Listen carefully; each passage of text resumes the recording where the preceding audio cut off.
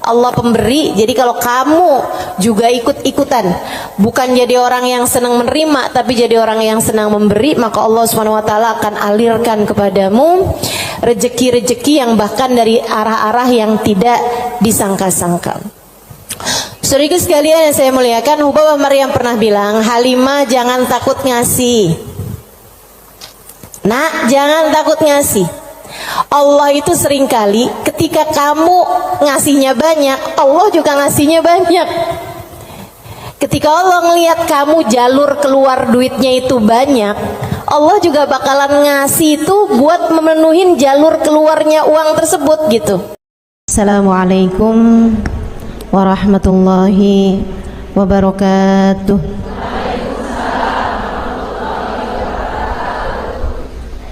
Alhamdulillah, wassalatu wassalamu ala rasulillah Muhammad ibn Abdillah wa ala alihi wa sahbihi wa man wala. Subhanaka la ilma lana illa ma 'allamtana innaka antal alimul hakim. Rabbi syrah li sadri wa yassir li amri wahlul 'uqdatan min lisani yafqahu qawli, amma ba'du. Baik, sebelum kita mulai, kita akan baca niat belajar bersama-sama. Mudah-mudahan ilmunya nanti sekali lagi jadi ilmu yang manfaat buat kita sekalian. Bismillahirrahmanirrahim. Nawaitu ta'allum wa ta'lim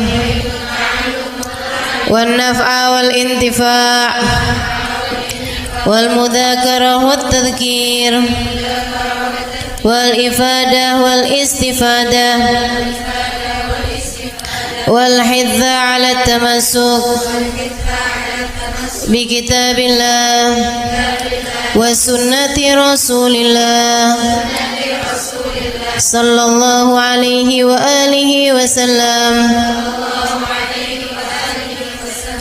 wa du'a ilal huda والدلالة على الخير ابتغاء مرضاته وقربه وثوابه وحسن الخاتمة مع اللطف والعافية وصلاح العاقبة برحمتك يا أرحم الراحمين. La hadratin Nabi Muhammad sallallahu alaihi wasallam wa alihi washabihi azwaji wa dzurriyyati wa ahli baiti wasallim wa jamil anbiya wal mursalin wal ulul ajma'in. Anna Allah yaghfir lahum wa yarhamuhum wa ya'li darajatihim fil jannah wa yanfa'una barakatihim wa asrarihim wa anwarihim wa ulumihim wa nafaatihim fid din wa dunya wal akhirah. Al-Fatihah, baca bersama-sama. A'udzu billahi minasy syaithanir rajim. Bismillahirrahmanirrahim. Alhamdulillahi rabbil alamin. Ar-Rahmanir Rahim. Maliki yaumiddin. Iyyaka na'budu wa iyyaka nasta'in. Ihdinas siratal mustaqim. Siratal ladzina an'amta 'alaihim ghairil maghdubi 'alaihim waladdallin. Amin. Taqabbalallahu minna wa minkum, taqabbal ya karim. Allah tuh mau ngasih rezeki sama orang nggak pakai ada hitung-hitungannya, gitu kan? Pokoknya itu urusan langit, udah bener-bener yang Allah bilang rizqukum fis samai wa ma tu'adun, kata Allah. Rezeki kalian sudah selesai aku atur dari langit. Rezeki kalian sudah selesai aku atur dari langit. Saudaraku sekalian yang saya muliakan, nah kalau kita kepengen gitu kan kayak rezekinya digampangin, cara dapetnya gampang, menyenangkan, itu juga sama Allah udah dikasih clue-cluenya. Salah satu cluenya adalah dengan rajin sedekah. Salah satu cluenya adalah dengan rajin memberi, bukan hanya sedekah.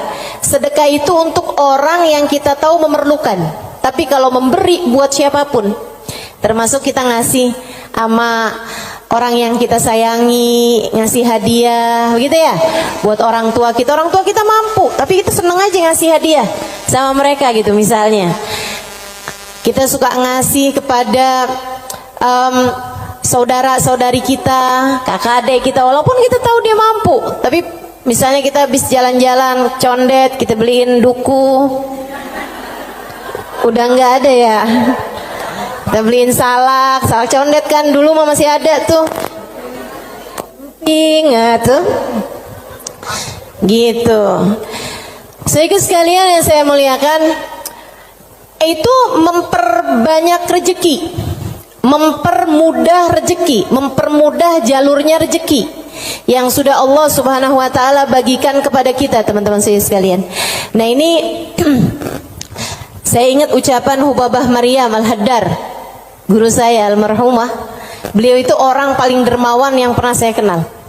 Pasti ada banyak orang-orang dermawan, tapi orang paling dermawan yang saya kenal Hubabah Maryam Al-Haddar.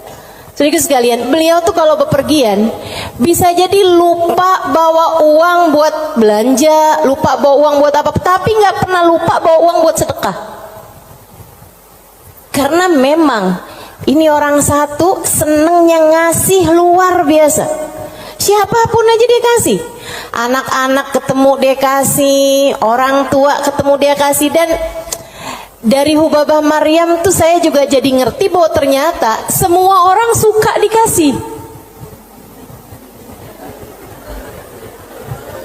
Subhanallah lah. Semua orang tuh seneng aja dikasih gitu. Walaupun dia orang mampu sekalipun gitu ya, tapi kalau dikasih tuh kok seneng aja gitu. Betul nggak? Ini yang katanya Nabi Muhammad, tahadau tahabu, saling beri hadiahlah kalian, maka kalian akan semakin saling sayang, semakin saling cinta. Makanya para ibu mesti yang besar hati buat selalu bisa ngasih sama anak-anaknya, para istri ngasih buat suaminya, begitu kan ya, saudara ngasih buat saudaranya dan seterusnya gitu. Itu memang adalah bagian dari kita pengen cari ridha Allah SWT. Irhamukillah dengan cara memberi tersebut itu ya, ngambil sifatnya Allah SWT. Allah tuh mu'ti, Allah pemberi. Jadi kalau kamu juga ikut-ikutan, bukan jadi orang yang senang menerima, tapi jadi orang yang senang memberi, maka Allah SWT akan alirkan kepadamu rezeki-rezeki yang bahkan dari arah-arah yang tidak disangka-sangka. Saudara sekalian yang saya muliakan, Hubabah Maryam pernah bilang, Halimah jangan takut ngasih. Nak, jangan takut ngasih. Allah itu seringkali ketika kamu ngasihnya banyak, Allah juga ngasihnya banyak.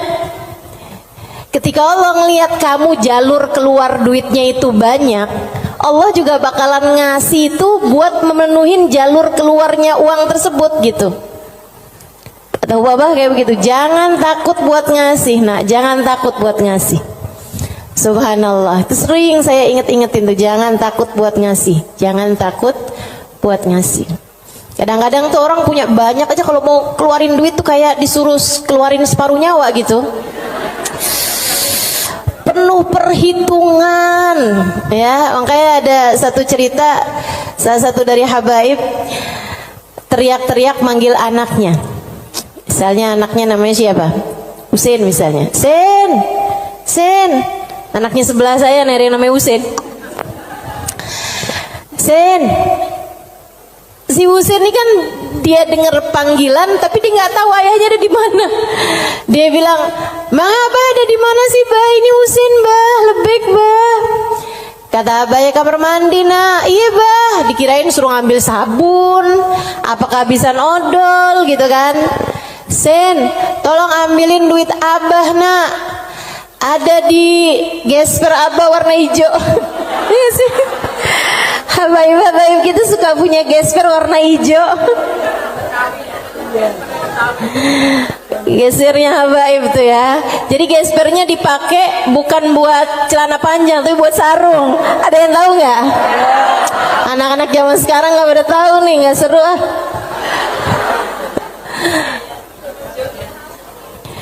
Dia bilang, ambilin duit Abah, nak. Kasihin kepada keluarga fakir miskin di jalan apa gitu, disebutin nama dia. Dikerjain sama anaknya saat itu juga, diambil uangnya kemudian diserahkan kepada keluarga yang dimaksudkan sama abahnya. Habis dia pulang, dia bilang sama abahnya, "Bah, abah kenapa sih bah sampai repot-repot lagi di kamar mandi, bukan nunggu aja ntar keluar." Abahnya bilang, "Nak, kalau keluar setannya lain lagi."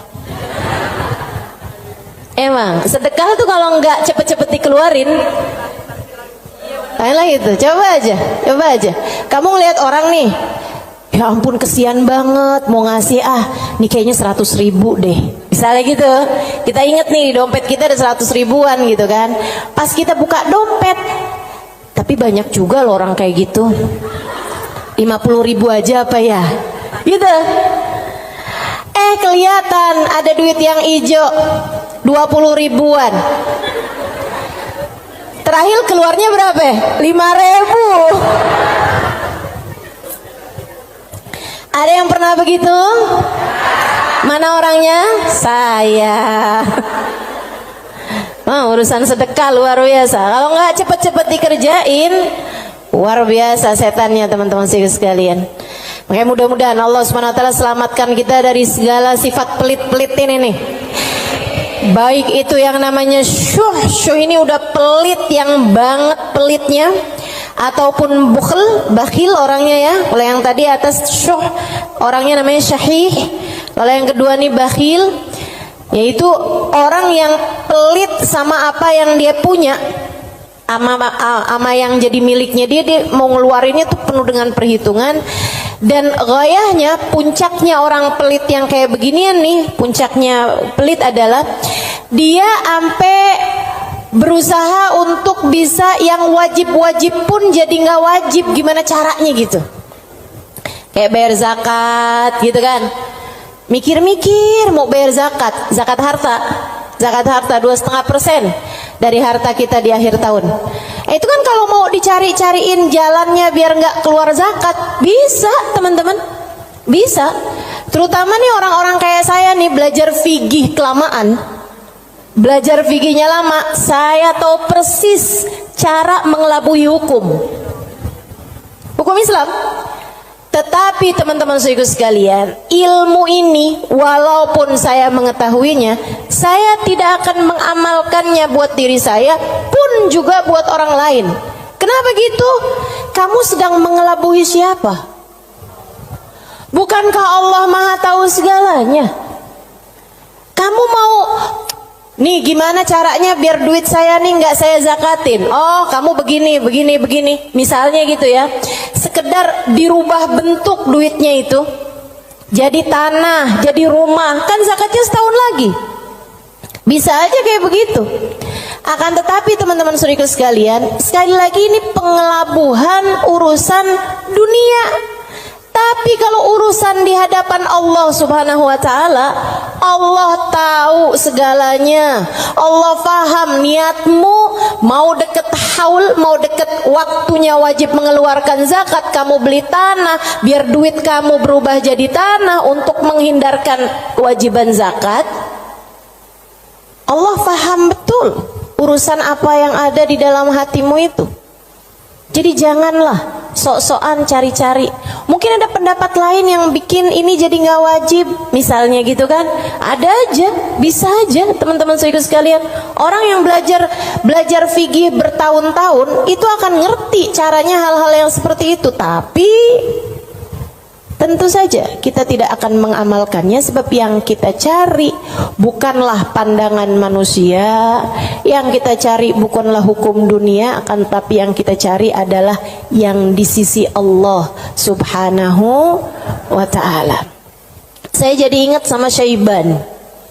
Ini yang dianggap sama Imam Syafi'i sebagai salah satu guru-gurunya Imam Syafi'i. Imam Syafi'i satu hari ditanya sama muridnya Imam Ahmad bin Hanbal, siapa aja guru-gurumu tuan? Sebutin sama Imam Syafi'i, fulan bin fulan, fulan bin fulan, fulan bin fulan. Kata Imam Syafi'i, Syaiban Ar-Ra'i. Siapa? Syaiban Ar-Ra'i. Kok saya nggak pernah dengar ya yang satu ini? Imam Syafi'i itu orang pinter, saudaraku sekalian, sangat pinter. Nih saya ceritain kecerdasan, kepandaian Imam Syafi'i. Imam Syafi'i itu kalau mau ngafal halaman 276, 277-nya ditutup dulu. Kenapa gitu? Karena kalau saya kelihatan suka ikutan masuk juga. Kecerdasan jenis apa itu coba?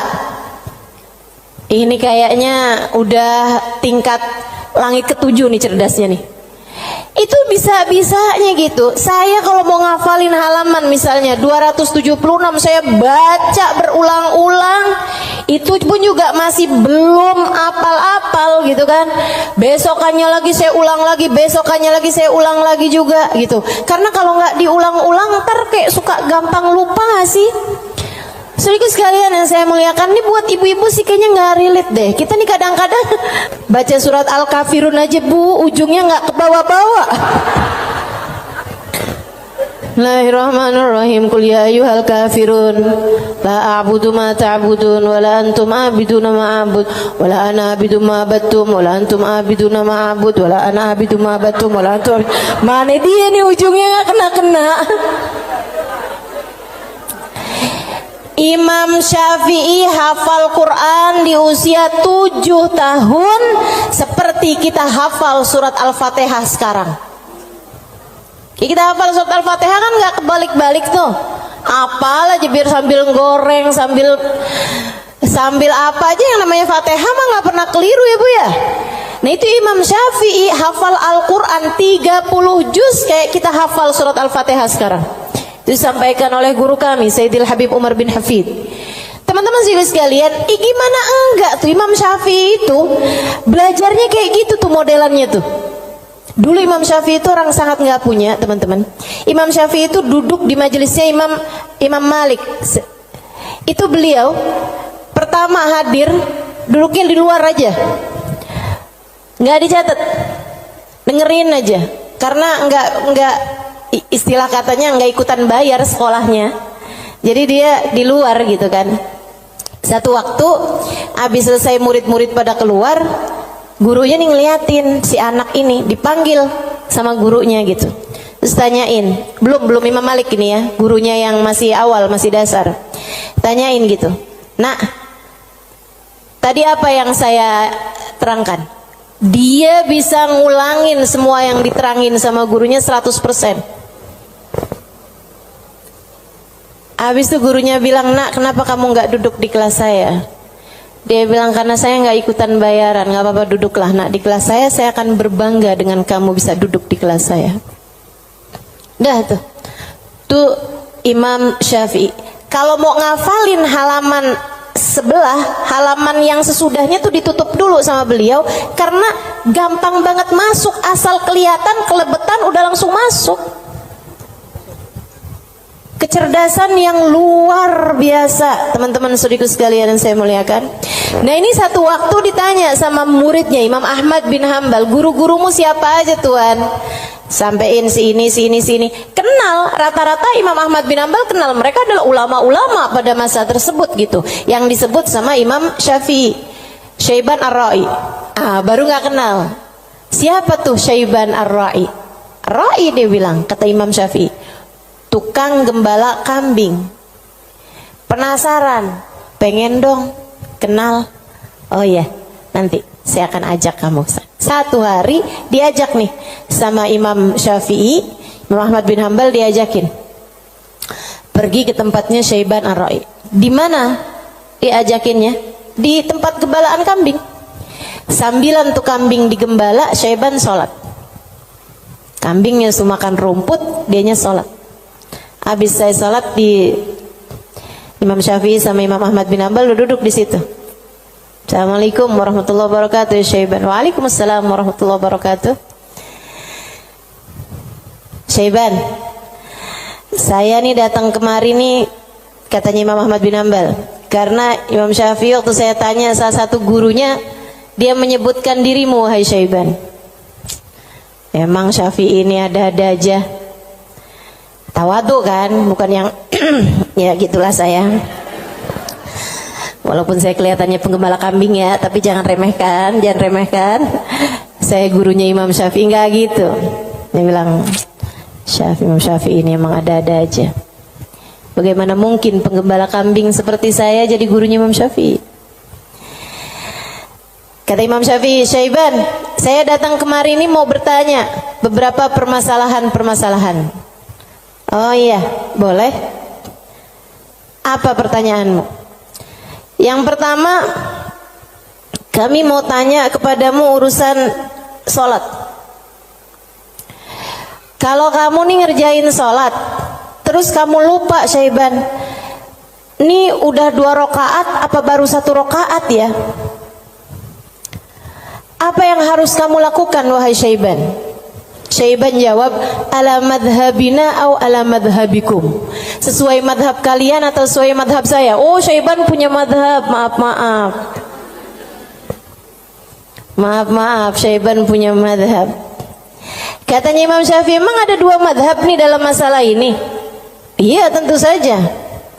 Madhab kalian selalu berbeda dengan madhab saya. Oh, boleh kami tahu kalau sesuai dengan madhab kami gimana Syaiban? Kalau madhab kalian, kalau lupa berapa rakaat sholat, ngambil rakaat yang sedikit, kemudian sesudahnya sujud sahwi. Iya benar, kata Imam Syafi'i, benar. Begitu memang yang disampaikan oleh baginda kita Nabi besar Muhammad sallallahu alaihi wasallam. Kalau madhab kalian gimana Syaiban? Kata Syaiban, kalau madhab kami, madhab ahli tasawuf, madhab hamba-hamba dekat dengan Allah Subhanahu wa taala, madhabnya para wali lah boleh dibilang.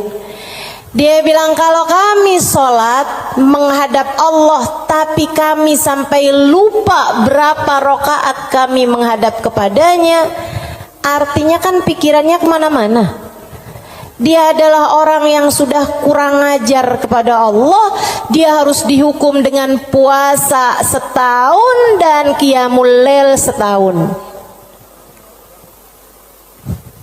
Itu hukuman buat orang, itu pelajaran buat orang yang bisa sampai lupa ngadep sama Allah Subhanahu wa taala. Ada yang mau ikutan madhabnya Syaiban?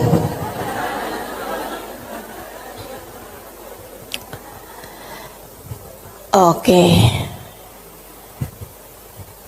Imam Ahmad bin Hanbal dia mikir, pantesan nih orang jadi gurunya Imam Syafi'i. Nggak salah. Dia bilang pertanyaan yang kedua, wahai Syaiban, ini saya mau nanya urusan zakat. Baik. Ini kan kamu kan punya banyak kambing nih Syaiban nih, yang kamu gembalakan nih kambing-kambing mau bukan? Iya, kambing saya, kata Syaiban. Ada kayak berapa ekor lah kambingnya. Dia bilang, berapa zakatnya kambingmu ini wahai Syaiban? Syaiban kembali nanya, ala madhabina am ala madhabikum? Madhab saya apa madhab kalian? Dia bilang, emang ada 2 madhab juga nih dalam urusan zakat ini nih? Iya, selalu ada opini-opini, pemahaman-pemahaman dalam urusan agama. Dan teman-teman, agama Islam ini satu-satunya agama yang memperbolehkan kamu untuk, bahkan menyuruh kamu untuk selalu berpikir. Agama yang paling natural, agama yang sesuai sama pola pikir manusia. Kamu harus berpikir biar selamat dari api neraka. Kamu harus berpikir, gitu kan?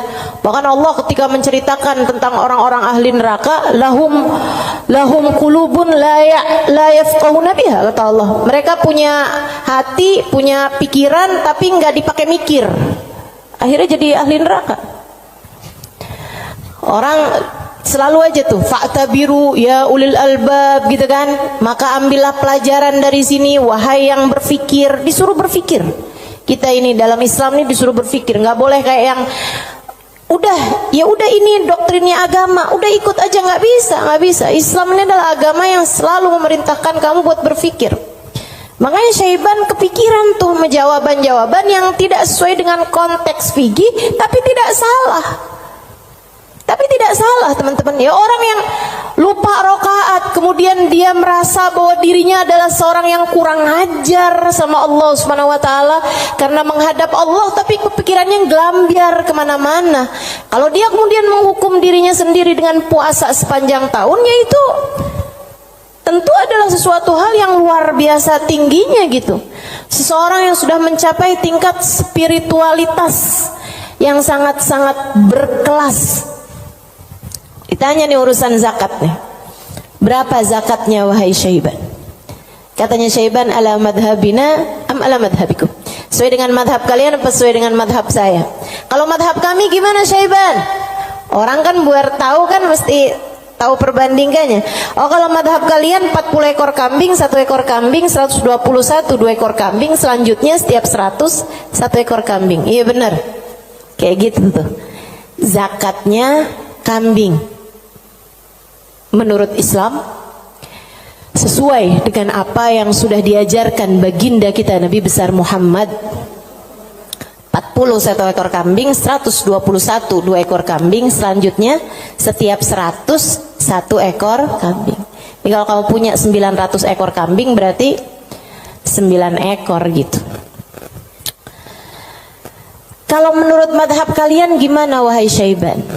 Syaiban kemudian menjawab, kalau madhab kami, saya ini budak, budaknya Allah. Innama ana abd, saya ini adalah budak, budaknya Allah. Dan seorang budak tidak memiliki harta, sebab semua harta budak adalah harta majikannya. Dan itu benar, harta budak adalah harta majikannya. Jadi kambing-kambing saya ini, ya udah, terserah Allah aja. Kalau diperlukan saya kasih, kalau nggak diperlukan nggak saya kasih. Kalau kemudian misalnya nih punya kambing 20 gitu kan, tapi nih lagi ada orang mau ngawinin nih, perlu 3 ekor kambing, ya udah keluarin 3 ekor kambing. Saya nggak pernah merasa memiliki kambing-kambing saya. Berapapun yang diperlukan akan saya keluarkan, sebab bukan milik saya, semua hanyalah milik Tuan saya.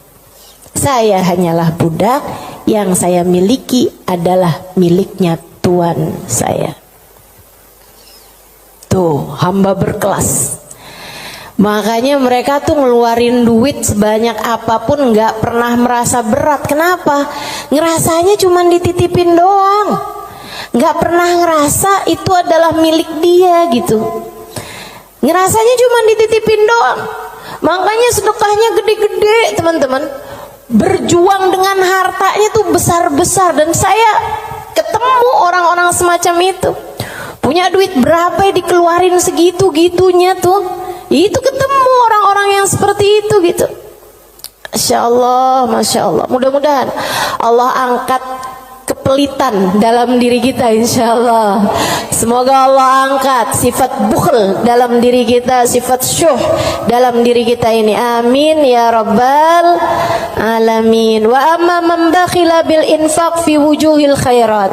Adapun orang-orang yang pelit dalam menafkahkan hartanya pada jalan-jalan kebaikan, wa taraikir kurubat, dan arah-arah gurubat, arah-arah ibadah. Maksudnya kalau disuruh keluarin hartanya buat yang lain misalnya gitu ya, dia ngawinin anaknya, udah jor-joran tuh. Tapi kalau giliran suruh nyumbang, itulah ya, dia punya hartanya banyak nih. Kalau misalnya duitnya itu mau dipakai buat bikinin pesta, bahkan sekedar pesta ulang tahun yang tiap tahun tuh keulang, itu ya, itu dia akan kerjain gitu kan. Ulang tahun ulang tahun perkawinan ulang tahun anaknya, ulang tahun cucunya, dia keluarin hartanya gampang banget gitu. Tapi giliran bikin maulid dong, nih kan lagi bulan maulid, udah banyak kok yang bikin maulid. Ya kalau gitu nyumbang deh buat orang yang bikin maulid, udah banyak yang nyumbang buat bikin maulid gitu. Jadi kalau urusannya yang kebaikan-kebaikan gitu kan, tuh ada pondok pesantren tuh lagi susah, oh ya udah deh ntar aneh sampein deh sama orang itu tuh, orang itu kaya tuh, banyak tuh duitnya tuh. Dia lupa kalau duitnya juga banyak. Ada orang-orang yang kalau jalan-jalan yang lain dia royal, dia biasa aja gitu, ngeluarinnya nggak berat. Tapi di saat dia suruh ngeluarin untuk jalan-jalan kebaikan, dia ngerasa berat. Yang kayak begini, ma'at tamakkun min dzalik, padahal dia mampu untuk melakukan itu, fahaluhu ahwan min halil ladzi qabla, keadaan dia masih lebih mending daripada keadaan orang-orang yang di atasnya, yang syuh atau yang yang syahih atau yang bakhil tuh ya.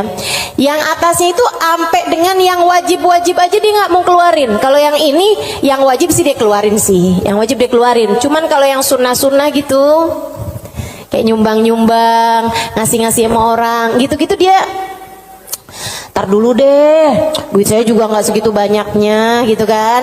Ada orang nih susah-susah nih, terus dia bilang gitu, emang beneran susah anak-anak yatim gitu kan, korban bencana alam atau apa gitu, emang beneran susah. Itu juga mau ngeluarinnya kayak yang berat banget gitu.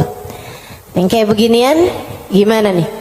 Ahwan minal ladzi qabla, mendingan sih daripada yang sebelumnya. Sebutnya apa? Wa yusamma bakhilan aidan, disebut juga orang bakhil juga.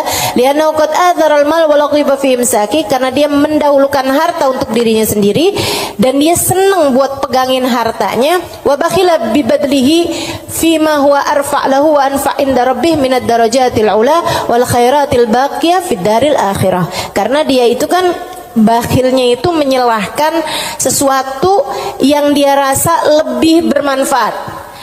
Kalau dia disuruh nyumbang nih, kayak dia akan mikir yang daripada saya nyumbang, mendingan juga buat sekolah anak aja nih dulu. Mendingan buat ngirimin anak dulu aja, mendingan buat ini aja, mendingan buat itu aja. Kayak yang dicari-cari gitu keperluan dia itu, mendingan ganti horden aja, mendingan ganti karpet aja, mendingan ada pintu model baru, mendingan saya ganti pintu aja, mendingan saya.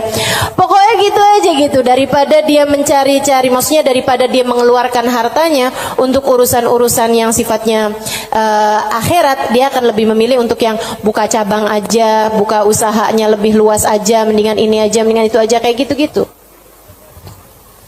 Atau bahkan mendingan buat kawin lagi aja. Itu ngebantu orang juga. Dia akan nyari perempuan yang miskin juga. Gimana tuh? Wa madamal insan yarjah imsakul mal ala badli fi mahabillah wa maradi fa huwa ghairu khalin an syai'in minal bukhl. Dan sesiapa orang, selagi seseorang itu masih lebih mendahulukan, masih lebih mementingkan megang hartanya daripada menyerahkannya di jalan yang diridhoi Allah dan yang dicintai Allah, maka artinya orang tersebut belum kosong dari sifat pelit. Artinya dia masih punya sifat pelit dalam dirinya. Uang kamu nih antara kamu serahkan buat beli sesuatu duniawi, sama kamu serahkan buat kepentingan akhirat, kamu ringanan mana? Ya kita masih lebih ringan untuk urusan-urusan dunia kita kan? Betul nggak? Atau untuk antara kamu keluarkan di jalan Allah dengan kamu tabung, kamu masih beratan mana? Ya beratan ngasih lah. Kalau buat nabung kan ya buat diri kita sendiri, itu investasi masa depan, harus kita pikirkan juga kan. Nah itu berarti kata Imam Ghazali, Imamul Haddad, sini Imamul Haddad yang bilang ya, bukan saya ya. Berarti dia ya memang masih pelit juga. Kamu masih pelit. Selagi antara uang kamu pakai buat tabungan sama uang kamu serahkan untuk jalan-jalan kebaikan, kamu masih memilih untuk nabung. Berarti ini kayaknya kita semua masih pelit lah ya. Udah kita sepakatin aja dah. Masih pelit semuanya, ya Allah, ya Allah. Makanya masih harus terus-terusan berdoa. Allahumma inni a'udzubika minal ajzi wal kasal wa'ud. Allahumma inni a'udzubika minal hammi wal hazan wa a'udzubika minal ajzi wal kasal wa a'udzubika minal jubni wal bukhl wa a'udzubika min ghalabatid dain wa qahrir rijal. Itu masih harus terus-terusan kita baca teman-teman, tiap hari, tiap pagi kita baca doa itu. Ya Allah, beri kami hidayah untuk bisa ringan tangan dalam memberi, enggak terus-terusan pelit sama apa yang kami miliki ya Allah. Wala yakunul insan jawadan sakhiyan hatta yakuna badlul mal fi mahabbillah arja inda wa ahab ilaih min imsaki. Dan seseorang itu belum bisa disebut dermawan, belum bisa disebut sakhi, belum bisa disebut orang karim, orang dermawan sampai dia merasa bahwa menyerahkan uang di jalan Allah lebih dia sukai daripada menabung, daripada pegang duit itu, daripada dia nggak ngasihnya di jalan Allah gitu. Kalau kamu ngerasa masih ngasih itu lebih berat daripada kamu pegang, nah itu berarti kamu masih pelit. Tapi kalau kamu ngerasa ada yang ngasih lebih kamu sukai daripada kamu pegang, gitu ya, itu berarti kamu adalah seseorang yang dermawan. Udah jadi tambah jauh aja nih kita nih. Fa'lam dzalik wa'mal alaih. Ketahuilah hal ini dan amalkanlah. Wallahu yatawalla hudak. Semoga Allah Subhanahu wa taala memberikan petunjuk kepadamu. Amin ya rabbal alamin. Wa minal muhlikat, dan salah satu dari sifat-sifat yang dapat menghancurkan seseorang, salah satu dari sifat-sifat penghancur amal ibadah seseorang, salah satu dari sifat-sifat yang dapat meluluh lantakkan dirimu, menurunkan nilaimu di mata Allah Subhanahu wa taala adalah al-ghurur, sifat ghurur, tertipu. Apa tuh tertipu? Wa makna, arti tertipu adalah an yulabbisul insan ala nafsih. Dia bikin samar kepada dirinya sendiri, wa yuriyahal umur ala khilafi ma hiya alaih. Dia memperlihatkan kepada nafasnya, kepada dirinya, ala khilafi ma hiya alaih, tidak sesuai dengan fakta yang ada. Wadzalik lidu'fi basiratihi 'ala din, dan yang seperti ini adalah karena lemahnya pemahamannya, basirahnya, basirah itu pandangan hati, lemahnya pandangan hati dia fiddin, dalam urusan agama, wa qillati ma'rifatihi bihaqaiqi, dan sedikitnya pengetahuan dia dengan hakikat-hakikatnya agama, walijahli li afatil a'mal wa mawaqa'id syaitan, dan karena yarhamukillah banyak bener sih, ada gak? Walijahlihi, dan karena ketidakfahaman dia biafatil a'mal, dengan penyakit-penyakitnya amal, wa makaid syaitan, dan tipu dayanya syaitan, wali ghalabati hawa nafs alaih, dan karena menangnya hawa nafsu menghadapi dia, wa rukunihi ila amaniha wa khuda'iha, dan karena tenangnya dia dengan angan-angannya dirinya sendiri serta tipu dayanya dirinya sendiri. Waqad qala Allah taala, dan Allah Subhanahu wa taala telah menyampaikan muhadziran li ibadihi minal ghurur, memberi peringatan kepada hamba-hambanya tentang bahayanya ketertipuan ini. Kata Allah Subhanahu wa taala, ya ayyuhan nas inna wa'dallahi haq, wahai sekalian manusia, sesungguhnya janji Allah itu benar. Fala taghurrannakumul hayatud dunya, janganlah kehidupan dunia menipu kalian, wala taghurrannakum wala yaghurrannakum billahil ghurur, dan janganlah ghurur, tipu daya, menipu kalian dari Allah Subhanahu wa taala. Wa qala ta'ala fi wasfi ba'dil mughtarrin, dan Allah Subhanahu wa taala telah mensifati sifatnya orang-orang yang tertipu dengan firman Allah Subhanahu wa taala dalam akhir surat Al-Kahfi, alladzina dhalla sa'yuhum fil hayatid dunya wa hum yahsabuna annahum yuhsinuna sun'a. Mereka adalah orang-orang yang sesat jalan mereka di dunia, akan tetapi mereka menyangka bahwasanya mereka telah berbuat banyak kebaikan-kebaikan dunia. Banyak banget nih. Nanti Imam Ghazali, Imam Al-Haddad akan menerangkan tentang mereka-mereka ini. Wa qala ta'ala, dan Allah Subhanahu wa taala juga menyampaikan, walakinnakum fatantum anfusakum wa tarabbastum wartabtum wa gharratkumul amani hatta jaa amrullah wa gharrakum billahil ghurur. Ini ayat sebelumnya sangat indah sekali nih teman-teman. Sebentar saya akan bukakan.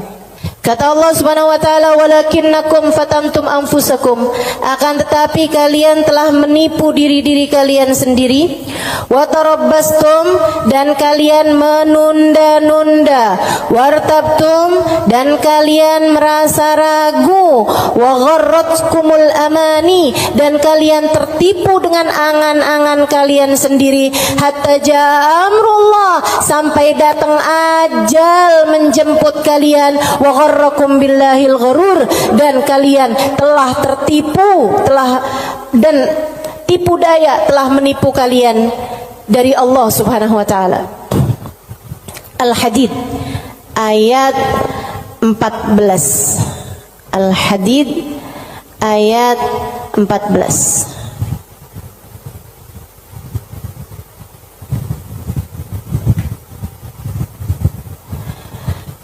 Al-Hadid ayat 14. Nih. Ini serem sih. Saya mau baca ayat ini nih, pas baca Quran pas nyampe ayat-ayat ini. Ya Allah, ngerinya. Saya bacain ya.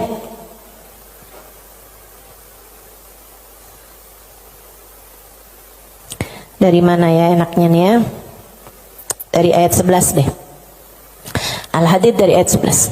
A'udzu billahi minasyaitonir rajim. Man dzalladzi yuqridullaha qardan hasana fayudha'ifahu lahu wa lahu ajrun karim. Kata Allah, siapa di antara kalian yang mau menghutangi Allah? Ini Allah nih dari taunya orang-orang tuh ama hartanya tuh medit banget, pelit banget, sampai Allah bilang, kamu di saat sedekah, kamu nggak lagi ngasih buat orang, kamu lagi ngasih hutangan kepadaku, kata Allah. Kamu lagi ngasih tuh, kamu lagi ngasih hutang sama aku, kata Allah.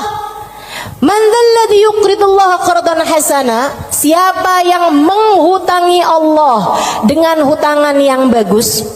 Hutangan yang bagus tuh ada orang miskin dikasih, ya, ada orang yang kepengen sekolah, nggak mampu sekolah, kamu sekolahkan. Ada janda-janda yang kepengen usaha, nggak punya modal, kamu modalin, gitu kan.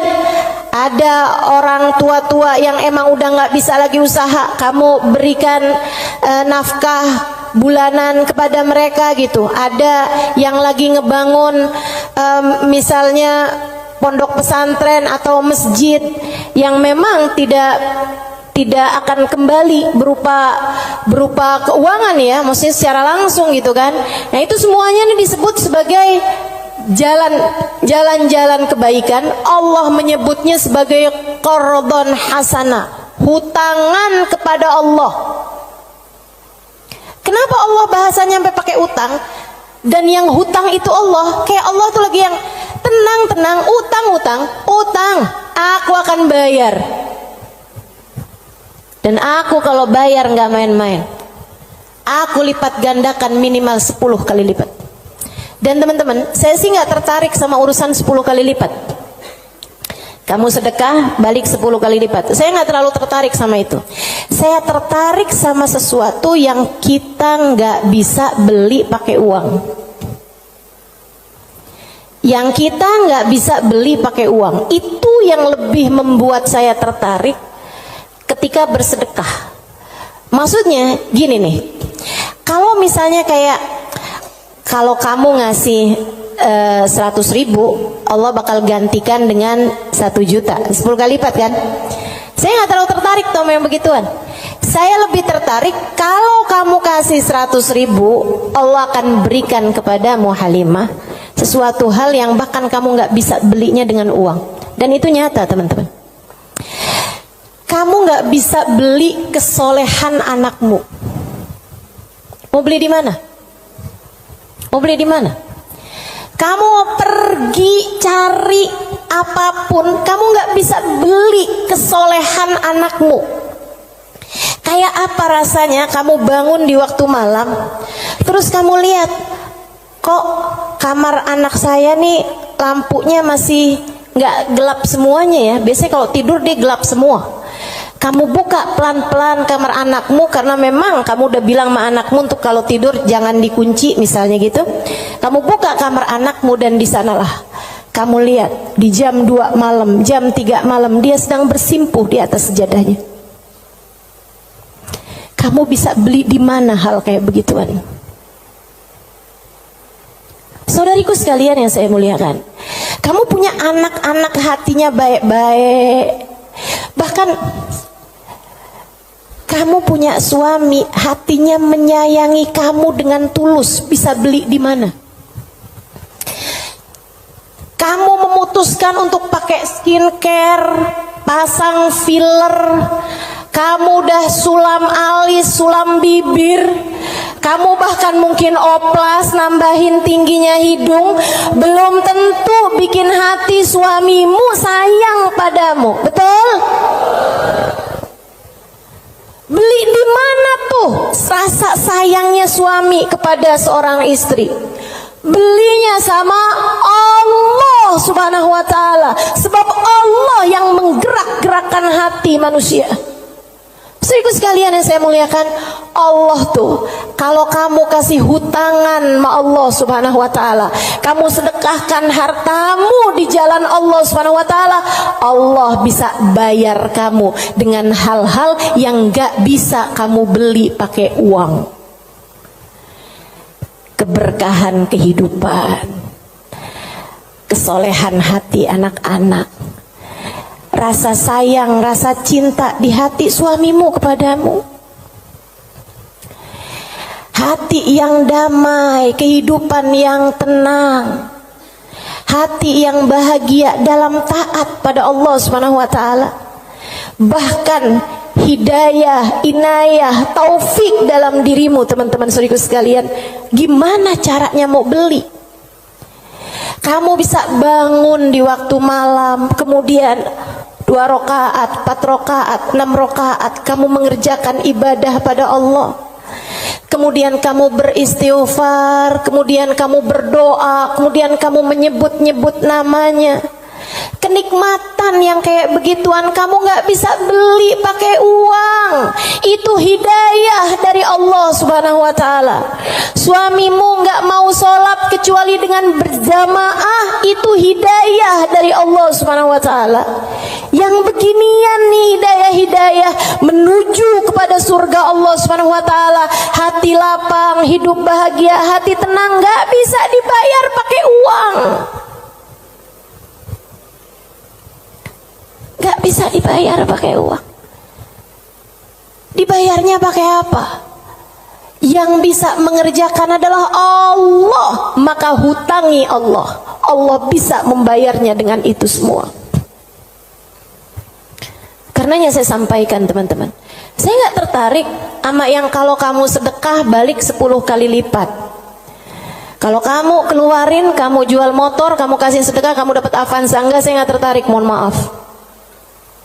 Bukan karena saya nggak tertarik sama pemberian Allah, tapi pemberian Allah yang masih bisa dibeli dengan uang, itu adalah pemberian-pemberian yang tidak berkelas. Allah bahkan memberinya kepada orang paling kafir di atas muka bumi sekalipun. Tapi kesolehan hati anak-anakmu, kesolehan hati suamimu, kesolehan dirimu sendiri, Allah kasih hidayah buat kamu bangun di waktu malam membaca beberapa ayat Al-Quran. Allah kasih kamu bangun di waktu malam, kamu menengadahkan tangan berdoa kepada Allah SWT. Saat itu Allah, setiap kali kamu memanggil ya Allah, ya Allah, ya Allah, Allah menjawab labbaik ya abdi was'adaik, labbaik wahai hambaku, apa yang kamu mau, apa yang kamu mau, minta apa yang kamu mau. Ampuni dosa-dosa saya ya Allah. Allah bilang labbaik hambaku, aku ampuni dosa-dosamu. Mudahkan saya berbuat kebaikan ya Allah, labbaik hambaku, labbaik hambaku. Aku akan memudahkanmu berbuat kebaikan. Kasih saya ilmu yang manfaat ya Allah, labbaik hambaku. Aku akan beri padamu ilmu yang manfaat. Saudariku sekalian yang saya muliakan, yang ini nih tidak akan Allah berikan kecuali kepada hamba-hambanya yang Dia cintai. Assalamualaikum warahmatullahi wabarakatuh.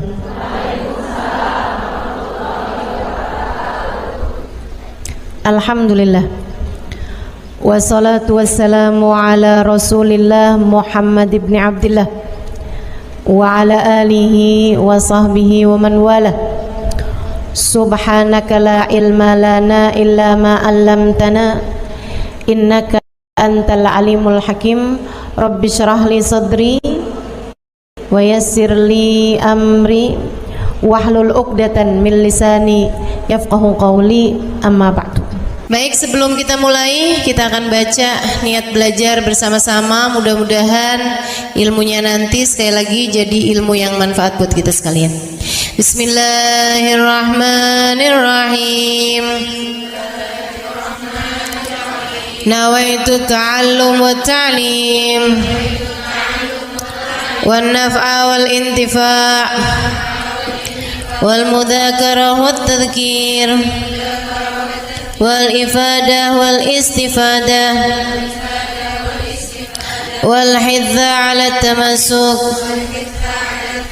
bi kitabillah wa sunnati rasulillah sallallahu alaihi wa alihi wa sallam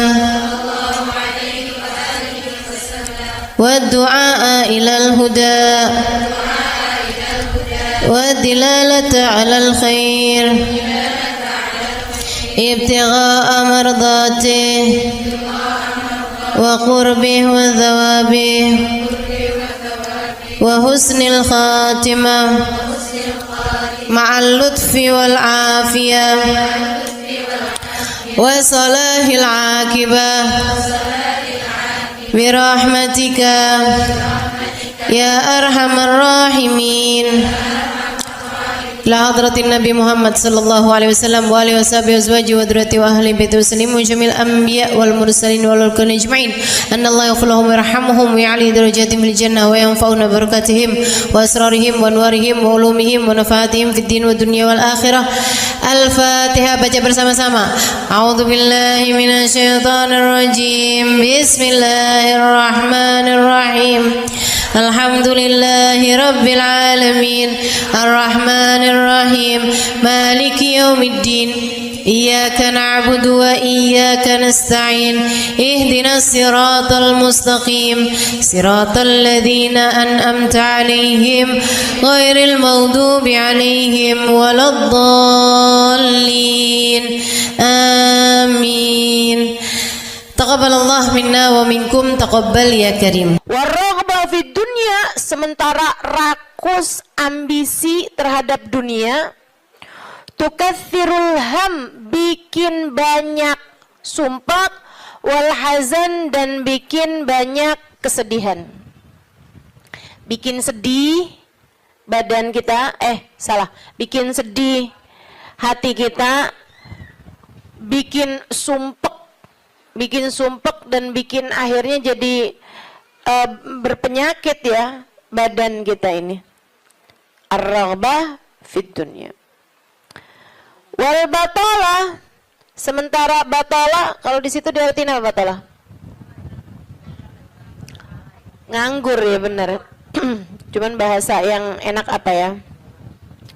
Tugasil galba, lalai dari Allah, maksudnya ya nggak kepengen dunia juga, nggak kepengen akhirat juga gitu, kayak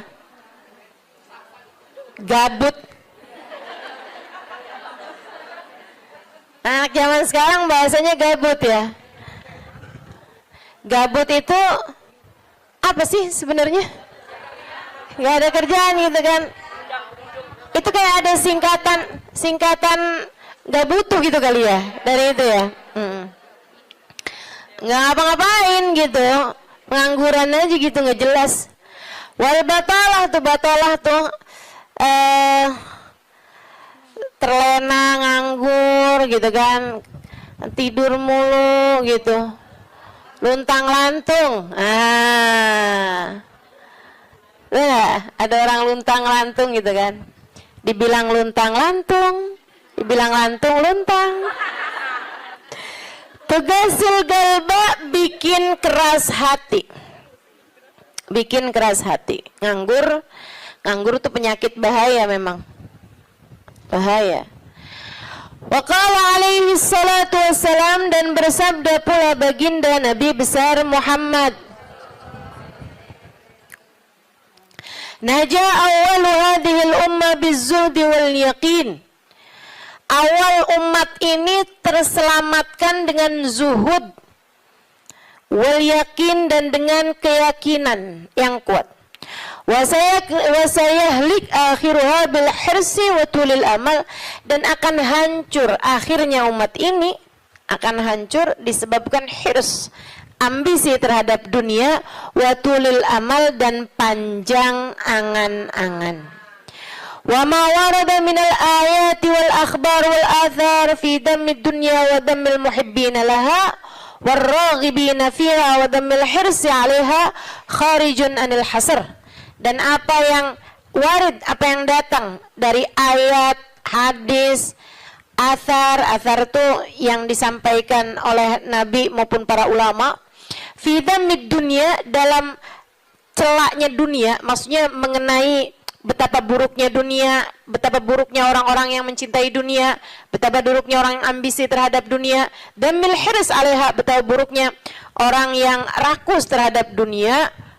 Banyak sekali kharijun anil hasr, enggak bisa kehitung. Ayat, hadis maupun ucapan para ulama mengenai betapa buruknya dunia, betapa buruknya para pecinta dunia dan lain sebagainya, ini banyak banget hadisnya, keterangannya enggak kehitung.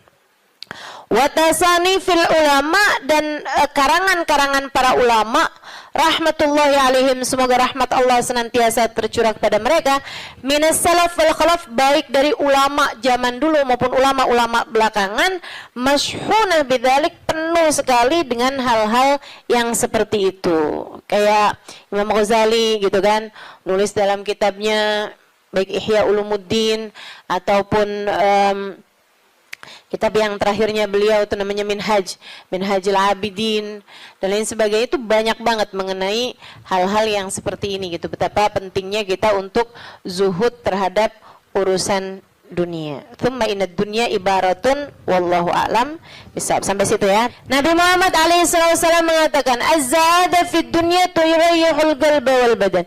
Zuhud dunia nih. Apa tuh zuhud?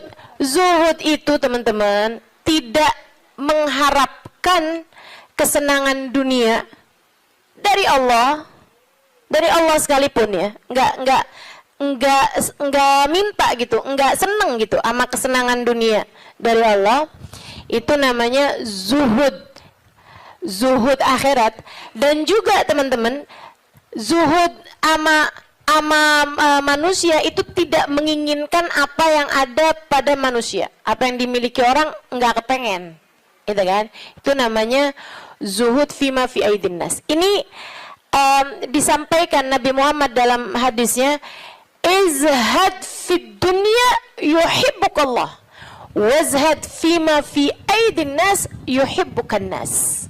Kata Nabi Muhammad alaihissalam, zuhudlah kamu dari dunia. Zuhud tuh enggak seneng, enggak ambisi, enggak fokus kepada kesenangan dunia maupun pencapaian dunia. Hati-hati, tipis teman-teman bedanya, gitu kan? Pencapaian dunia, saudara sekalian, kayak gini loh, banyak followers, majelisnya jadi rame, itu tipis tuh antara kamu kepengen akhirat sama kamu kepengen dunia.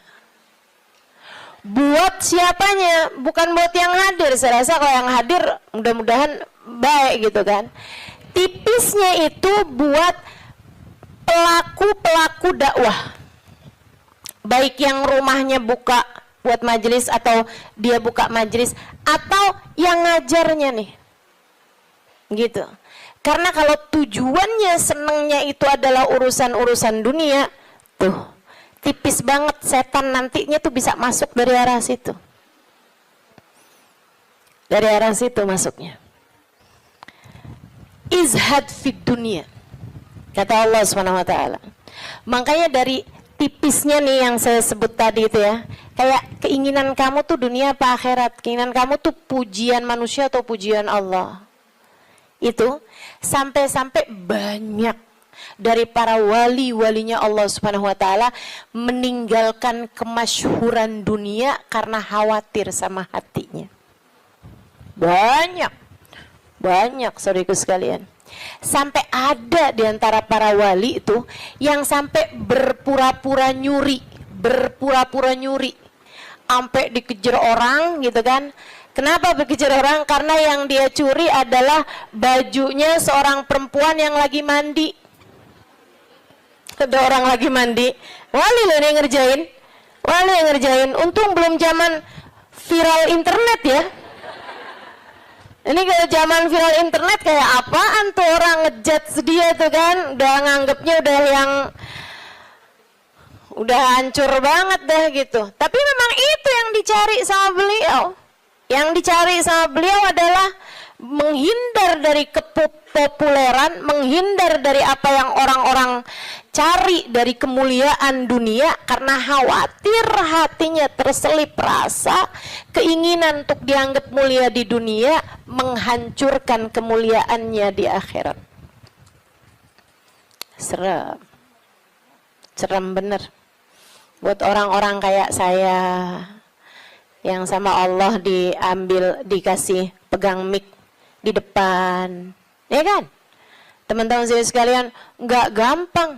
Makanya kalau ada yang bisa kamu lakukan untuk saya, doain biar bisa ikhlas, doain biar bisa benar gitu, jaga hati, doain biar disayang Allah gitu. Kesian nih, begitu udah masuk nih setan, teman-teman saya sekalian, setan tuh ya datang ke pedagang beda, datang ke orang awam beda, datang ke ulama beda lagi. Waduh, yang datang ke ulama nih setannya juga ulama. Setannya juga kelas profesional, gitu kan? Jadi nggak ecek-ecek gitu loh. Setannya juga setan-setan berkelas, teman-teman saya sekalian. Nah itu kan yang belum tentu selamat gitu, belum tentu selamat. Masya Allah. Ada tuh zamannya Imam siapa ya? Ada Imam Ghazali cerita dalam Ihya-nya. Kita suka ketawa-ketawa tuh dengerin cerita Imam. Maksudnya kalau baca ceritanya Imam Ghazali yang begitu-begituan. Kata Imam Ghazali dalam Ihya-nya tuh, ada orang atau di Minhaj ya, wallahu a'lam, pokoknya salah satu kitabnya Imam Ghazali lah. Imam Ghazali cerita, ada orang dia itu ulama, teman-teman. Cuman ulamanya itu masih suka yang ya gitulah, masih ada kesenangan dunianya. Senang sama popularitas, senang sama dimuliain orang, senang sama ini sama itu, sama ini sama itu. Ada satu ulama khomul, ulama yang lain nih, ulama yang nggak seneng namanya terkenal, nggak seneng, dia nggak seneng sama urusan begituan, urusannya antara dia sama Allah, tapi ilmunya luar biasa. Ulama yang kedua nih, ini ulama yang pertama nih, saya nggak inget namanya gitu ya, dua-duanya nih saya nggak inget namanya. Nah ulama yang pertama nih, dia lagi khutbah Jumat, teman-teman saya sekalian, dia ngomong sesuatu yang dinisbatkan kepada ulama yang kedua yang nggak senang keterkenalan apa ini, teman-teman. Dia ngomong bahwa saya pernah dengar kayak, kan ada orang-orang itu ya Allah, mudah-mudahan Allah bersihkan hati kita semuanya nih ya. Ada orang-orang yang kalau cerita sama orang lain, bahkan di mix sekalipun, senang menunjukkan kedekatannya sama ulama yang lain atau sama orang-orang yang berilmu, guru-guru apa segala macam gitu kan ya. Yang tujuannya adalah biar orang tahu nih, gua deket sama si ini, gua deket sama si itu. Paham maksud saya? Mudah-mudahan Allah selamatkan hati saya, mudah-mudahan Allah selamatkan hati kita semua. Sehingga sekalian, dia bilang tentang ulama B nih.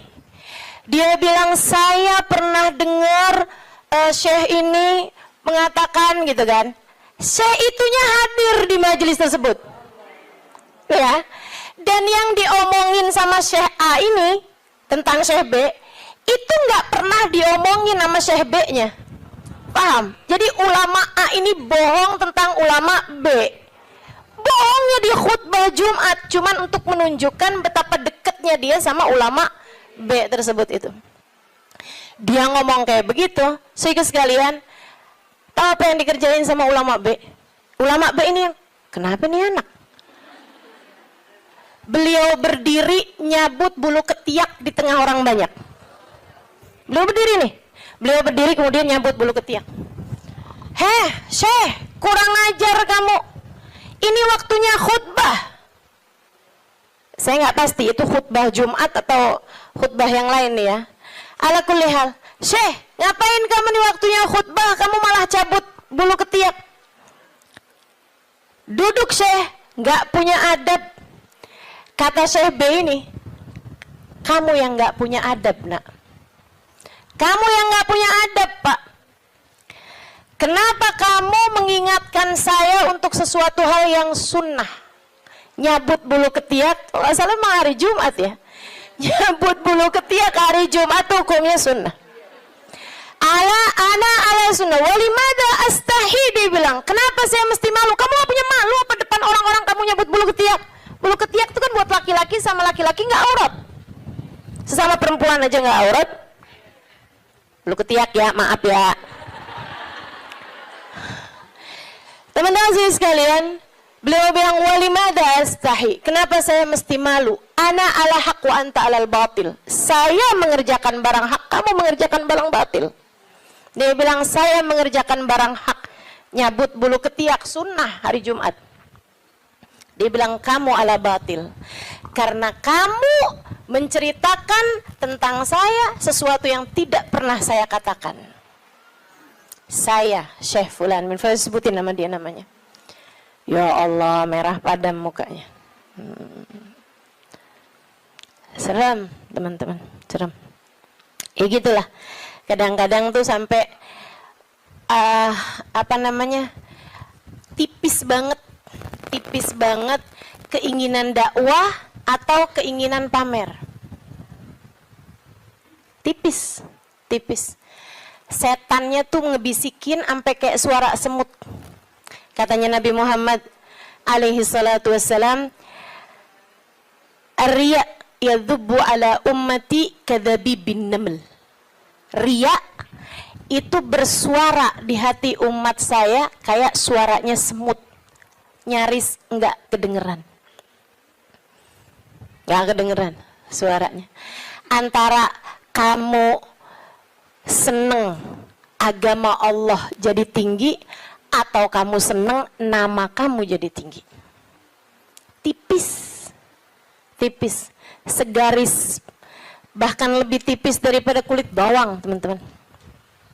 Oke, mesti terus minta perlindungan sama Allah. Ya Allah, ya Allah, ya Allah, ya Allah. Bimbing terus ya Allah, ya Allah, ya Allah. Gitu. Mudah-mudahan Allah karuniakan keikhlasan bagi kita sekalian insyaallah. Sebab yang namanya pencapaian akhirat teman-teman. Dan pencapaian akhirat kita nggak pernah tahu. Pencapaian akhirat tuh kita nggak pernah tahu. Taunya kapan? Entar di akhirat. Namanya juga pencapaian akhirat. Taunya entar di akhirat. Saat kamu berhasil menghadap Nabi Muhammad. Saat namamu menjadi seseorang yang dikenal oleh Nabi Muhammad. Kalau mau bangga, tar di sana. Kalau mau bangga, ntar di sana. Saat kamu bisa melewati jembatan Sirat secepat kilat. Saat kamu bisa selamat masuk surga Allah Subhanahu wa Ta'ala. Saat kamu bisa digiring di belakang bagindamu Nabi besar Muhammad. Mau membusungkan dada saat itulah silahkan. Mau ngerasa diri sesiapa saat itulah silahkan. Mau menganggap diri berhasil mencapai kemuliaan saat itulah silahkan. Mau menganggap diri mencapai pencapaian dalam dakwah, saat itulah silahkan. Silahkan. Mau menganggap diri soleha, saat itulah silahkan. Jika sampai namamu dipanggil oleh Nabi Muhammad, jika sampai kamu diperkenankan bersalaman dengan Nabi Muhammad, jika sampai Nabi Muhammad berkata raditu biki, aku ridho kepadamu, saat itulah silakan melayang-layang teman-teman. Sebelum itu terjadi, kamu masih antara-antara. Kamu masih ada di tepi jurang. Selagi itu belum terjadi, kamu masih ada di persimpangan jalan antara dinaikkan kepada Allah atau dihancurkan oleh Allah Ta'ala. Kita nggak pernah tahu. Kita nggak pernah tahu. Makanya selalu minta sama Allah, ya Allah, karuniakan keikhlasan agar ngerti melakukan sesuatu hanya untukmu, ya Allah. Karuniakan keikhlasan, mengajar karenamu, belajar karenamu, buka majelis karenamu, hadir majelis karenamu, nyumbang majelis karenamu. Karuniakan keikhlasan, ya Allah. Salat karenamu, sedekah karenamu, bantu orang karenamu. Begitu enggak lillah, dilepeh sama Allah, teman-teman, jadi apa? Enggak jadi apa-apa. Mau ribuan jamaah, mau kayak gimana yang terjadi juga, kalau dilepeh sama Allah jadi apa? Ditolak sama Allah, mau apa kamu? Mudah-mudahan Allah karuniakan keikhlasan.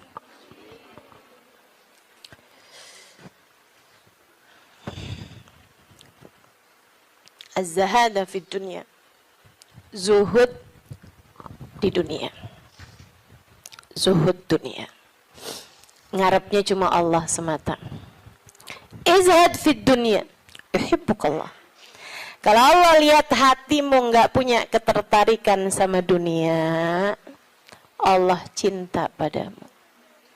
Gitu kata Nabi Muhammad. Hah? Hati kamu masih ngarep dunia nggak nih?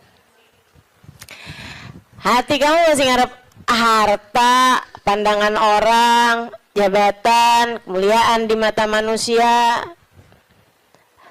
Kamu masih fokus ke sana apa enggak gitu? Hati kamu masih fokus ke sana, jangan salahkan siapa-siapa. Kalau Allah pun juga belum fokus mengaruniakan rahmatnya kepadamu. Sebab aturannya jelas, kata Nabi Muhammad, izhad fid dunya yuhibbukallah. Bagaimana mungkin Allah akan menempati hatimu jika hatimu masih penuh sesak dengan selainnya? Teman-teman, kamu kalau mau taruhin di kamarmu itu lemari baru, tempat tidur baru, kamu mesti keluarin yang lama. Kalau kamarmu itu masih banyak banget barang-barang lain, yang nggak mungkin yang baru bisa masuk ke dalam kamarmu. Kan begitu? Hati kamu juga gitu. Hati kamu juga gitu. Sedikit sekalian yang saya muliakan, bagaimana mungkin Allah akan berkenan bertahta di hatimu jika hatimu selama ini masih penuh sesak dengan selainnya? Penuh sesak dengan selainnya. Penuh sesak dengan anggapan orang, penuh sesak dengan cinta manusia. Yang kamu pikirin gimana biar suami tetap cinta padamu. Duh, kamu luar biasa. Siapa yang lagi di WhatsAppin sama suami, siapa yang lagi diteleponin sama suami, sekarang suami lagi di mana, sama siapakah, jangan-jangan dia sedang berada dalam pelukan perempuan yang lain. Waduh, bagaimana kamu berharap Allah bertahta dalam hatimu jika hatimu penuh sesak dengan selainnya? Teman-teman, keluarkan nya yang kecil-kecil agar nya yang besar berkenan bertahta di hatimu. Keluarin yang lain-lain. Keluarin perkara harta, perkara cinta manusia, pujian orang, semuanya keluarin.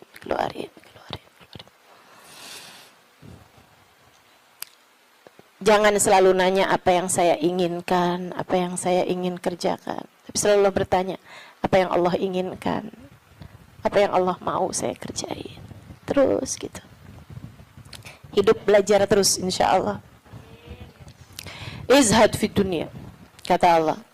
Kalau Allah lihat hati kamu kosong dari mencintai dunia, Allah akan bertahta di dalamnya. Allah akan cinta kepadamu, teman-teman. Yuhibbukallah, kamu akan dicinta sama Allah kalau begitu. Wazhad fima fi aidin nas yuhibbukan nas.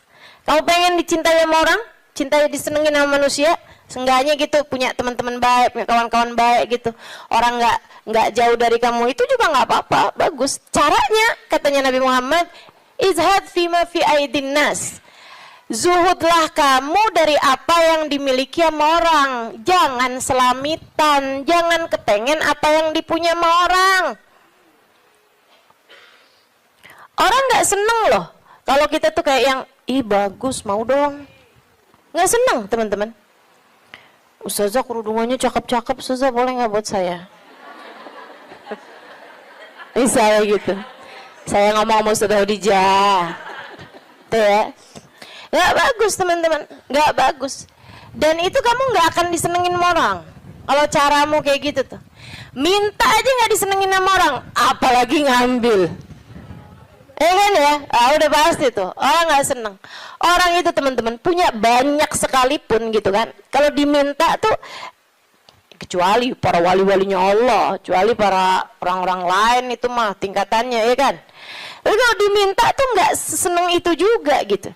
Walaupun mintanya nggak yang dengan bahasa-bahasa yang ini gitu, terus terang, tapi kayak bahasa sindiran gitu kan. Kerudungannya banyak, boleh kali Ustazah, yang ini cakep nih, gitu kan? Enggak boleh, nggak baik kayak begitu. Kamu menurunkan kemuliaanmu, teman-teman. Yang kata Nabi Muhammad tuh, satu titik hitam di wajahmu di akhirat nanti setiap kali kamu meminta kepada orang lain. Izhad fima fi aidin nas. Apalagi kalau sampai kamu, hati kamu nggak pernah tertarik sama apa yang dipunya sama orang. Oh, dicinta sama Allah. Saya ceritain tuh di buku Bidadari Bumi 2 tentang seorang perempuan yang diceritain sama Hubabah Nur. Sekalian saya muliakan, saya lagi ngobrol sama Hubabah cerita tentang orang ini. Tuh bahwa ada tuh 5 orang tuh. Emang bener nih hadisnya Nabi yang ini bener banget. Ra'aituhu bi'aini, kata beliau. Saya lihat dengan mata saya. Dia bilang ada satu orang, Alimah. Itu beliau, si perempuan ini, saya bolak-balik ngelihat di undangan, di kondangan, tuh ya, di pesta-pesta gitu, perkawinan kayak gitulah, kondangan-kondangan, bajunya itu terus. Saya tahu kalau dia ini miskin karena bajunya itu terus, gitu kan? Orang di Tarim itu kalau keluar semuanya pakai baju hitam. Nah, kalau baju hitam kan susah nandainnya kan, yang sama semua. Betul apa enggak? Saya sekalian saya muliakan, makanya saya suka heran gitu, Ustazah Halimah nih fashionable, apa namanya? Bener nggak ngomongnya? Lagi mana? Apa tadi?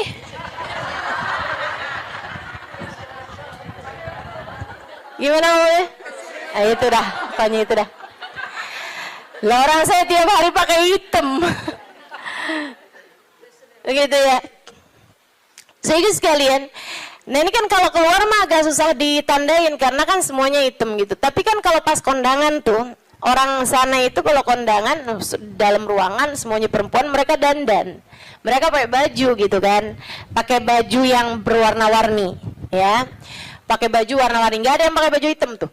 Nggak ada yang pakai baju hitam. Saya waktu dulunya nggak tahu gitu kan, saya pakai baju hitam aja gitu masuk. Buka.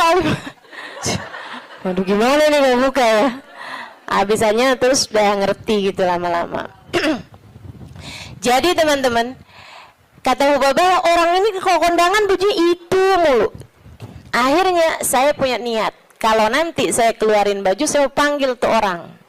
Saya cari tahu dan dia di rumahnya ini apa, keluarganya siapa gitu. Saya paham, saya tahu tempatnya karena Tarim tuh kecil, kota kecil. Ya, semua orang memang saling kenal satu sama lain. Akhirnya dia bilang, kata Hubabah, waktu saya datang baju-baju yang baru-baru, ada orang ngasih ini apa segala macam, yang lama-lama saya keluarin. Hubabah tuh begitu teman-teman. Ngajarin kepada kita jangan sampai yang aduh penuh banget, kamu masuknya iya keluarnya kagak gitu kan. Ada yang masuk, ada yang keluar. Akhirnya mau Hubabah baju-baju yang lama-lama tuh dikeluarin, bagus-bagus tentu aja ya. Dan semua orang juga seneng dapat bajunya Hubabah gitu kan. Jangan terus minta. Jadi kepikir nih. Berangkat ke Tarim meminta baju mau Hubabah. Tentu berkah kan ya, tentu berkah. Tapi ya sekali lagi jangan minta. Subhanallah teman-teman. Kalau nggak minta tuh, kamu mintanya mau ntar kasih. Jadi kepikir ya. Mau minta sama Allah. Nggak usah yang gitu-gitu juga. Mau minta sama Allah tuh pahala aja. Udah pasti enak. Teman-teman sih sekalian, akhirnya Hubabah itu ngeluarin baju-baju beliau, ada setumpuk lah gitu. Beliau panggil tuh orang perempuan itu, panggil sama Hubabah. Dia seneng banget dan memang miskin banget teman-teman. Bajunya cuma itu aja, buat kondangan itu, buat keluar itu, buat sholat itu gitu. Dia cuma segitu itu bajunya gitu. Baju sholat kayak mau kena gitu. Ya, 2 kalau 1 dicuci kan ada gantinya gitu. Terus baju keluar dia gitu, baju hitam 1, terus baju hari-harinya dia kayak daster gitu buat di rumah, 2 potong 2 biji gitu, tuh satunya lagi baju buat kondangan. Udah gitu aja, simple hidupnya. Jadi sekalian dipanggil tuh perempuan sama Hubabah. Kata Hubabah, saya habis ngeluarin baju-baju nih. Silahkan kamu pilih yang mana yang kamu mau. Sisanya tolong bagiin. Kamu yang bagiin. Gitu. Sama siapa yang kamu mau deh gitu. Di depan Hubabah nih, majelis nih, dia bilang, oh gitu Hubabah. Masya Allah Hubabah, Masya Allah. Mudah-mudahan Allah berkahi Hubabah, mudah-mudahan doain panjang lebar gitu. Saya pikir orang alhamdulillah ya, saya memberi kepada orang yang tepat nih gitu. Orangnya seseneng itu gitu dikasih baju. Makasih Hubabah, makasih. Mudah-mudahan Allah tambahin Hubabah, mudah-mudahan doa apanya. Habis itu dia satu, wah ini cocok nih buat ponakan saya nih. Kata, wah ini cocok nih buat teman saya sih itu. Ada lagi, oh cocok nih buat adik saya nih, ini cocok nih buat tangga saya, ini cocok. Sampai habis semuanya nggak ada satupun yang buat dia. Kata Hubabah, begitu semuanya buat orang lain tanpa ada satupun yang buat orang tersebut, ya Allah 5 saat itulah saya jatuh cinta padanya. Bener banget yang Nabi Muhammad bilang, izhad fima fi aidin nas yuhibbukan nas. Ketika kamu tidak tertarik sama apa yang dipunya sama manusia lain, sama orang lain, justru manusia akan cinta padamu. Manusia ini memang unik. Allah tuh seneng kalau ada orang seneng sama apa yang dimiliki sama Allah, Allah seneng. Allah tuh diminta seneng. Allah itu kalau ada orang tertarik sama apa yang ada pada Allah, surga, gitu kan? Itu kan yang Allah janji-janjikan kan. Allah tuh kalau ngelihat orang tertarik ke surga, tertarik sama hisab yang mudah, tertarik ke perjumpaan dengan Allah, tertarik, Allah malah senang teman-teman. Manusia nih justru kebalik. Manusia tuh kalau ada orang tertarik sama apa yang dia punya, malah nggak demen. Terutama perempuan, kalau ada orang tertarik sama suaminya, dia nggak demen banget tuh.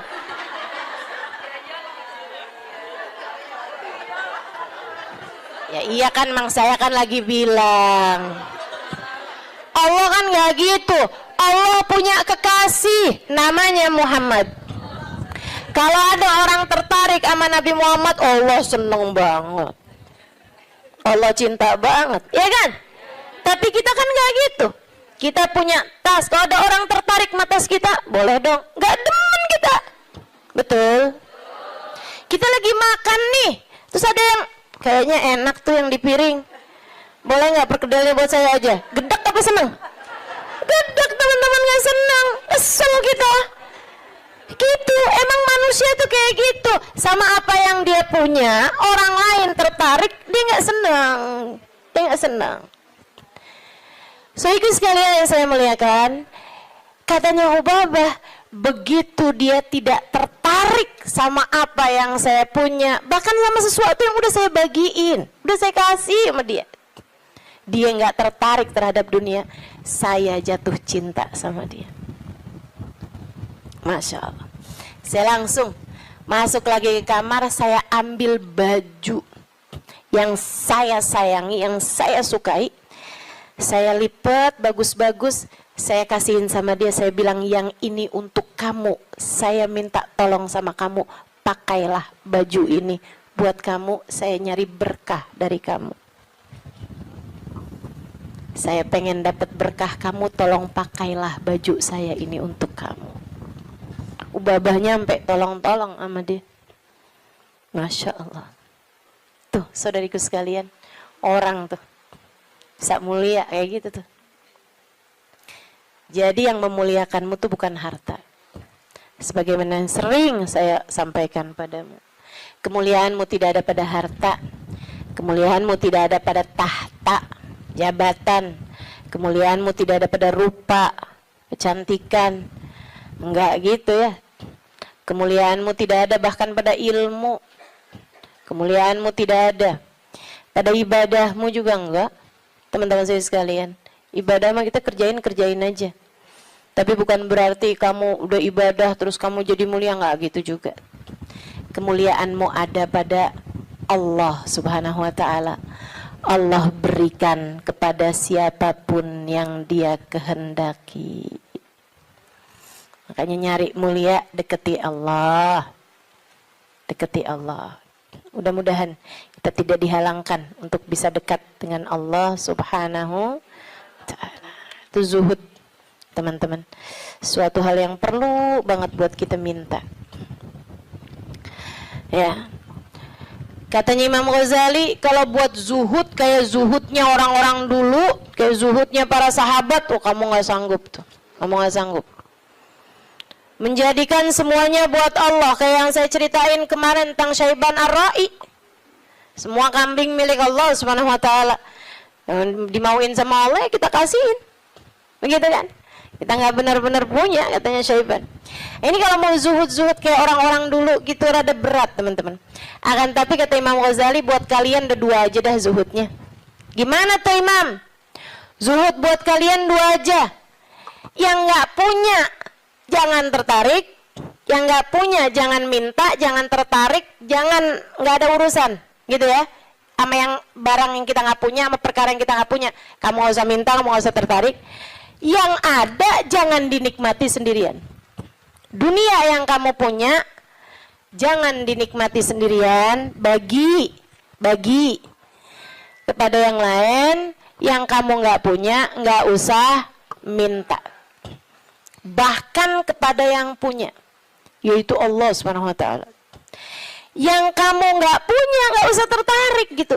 Ustazah, jadi kita minta sama Allah pun juga nggak usah Ustazah. Ya kalau kamu nggak sanggup minta sama Allah aja lah. Begitu kan? Minta sama Allah. Jangan sampai minta sama orang. Jangan minta sama suami. Teman-teman saya Ustazah serius nih nggak minta sama suami. Ih, saran saya begitu. Kalau kamu mau ikut saya, saran saya begitu. Saya alhamdulillah sampai sekarang kayaknya hampir nggak pernah minta sama suami. Alhamdulillah. Ya Ustazah kan ada duitnya banyak. Ya sekarang duit saya banyak teman-teman.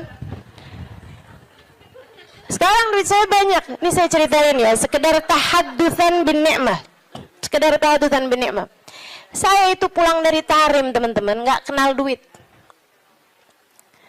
Saya itu kenal dari Tarim, itu bolak-balik, pergi-pergi kemana-mana kagak bawa duit. Masya Allah. Sampai suami sih ketawain saya dulu. Pernah gitu satu waktu, saya pergi majelis. Teman-teman pasti nggak tahu tuh, zaman saya belum terkenal. Tahun 2003, tahun 2002 gitu kan. Saya pernah ada majelis maulid. Banyak dulu majelis maulid yang saya hadir nggak diminta bicara, banyak. Saya berulang kali hadir di Al-Hawi nggak diminta bicara. Ya hadir aja nggak apa-apa. Kenapa emang? Kita ngarep berkah teman-teman. Ustazah kalau sekarang hadir di Al-Hawi nggak diminta bicara, hadir apa enggak? Ya hadir lah. Beberapa tahun yang lalu juga saya hadir di Kuitang nggak diminta bicara, nggak apa-apa. Kenapa emang? Kenapa emang? Lah kenapa kamu yang repot? Kenapa tuh? Repot kamu? Kalau saya nggak diminta bicara, kamu repot? Nggak apa-apa teman-teman. Emang kenapa? Kita dapat berkah dari hadir. Kita dapat ilmu dari yang menyampaikan. Kan begitu? Kalau kita diminta bicara, ya bicara. Kita diminta nggak bicara, ya nggak usah pengen bicara. Biasa aja. Diminta diam, kita diam. Diminta bicara, kita bicara. Kan begitu. Hamba Allah subhanahu wa ta'ala. Saudara sekalian saya muliakan, ala kulli hal, gitu ya. Enggak, saya cuma mau bilang aja, maksudnya bahwa yang sekarang kamu kenal itu dulunya juga nggak dikenal, kan begitu ya? Sekarang Habib Umar bin Hafid misalnya gitu, siapa orang nggak kenal sama Habib Umar bin Hafid, ya kan? Apakah pernah ada masanya Habib Umar nggak dikenal? Banyak, panjang masanya Habib Umar juga nggak dikenal, gitu. Jadi biasa-biasa aja. Yang masalah itu adalah rasa hati kita. Ini memang nih kelas-kelasnya ulama yang nggak kenal istilah star syndrome. Mudah-mudahan Allah karuniakan teman-teman.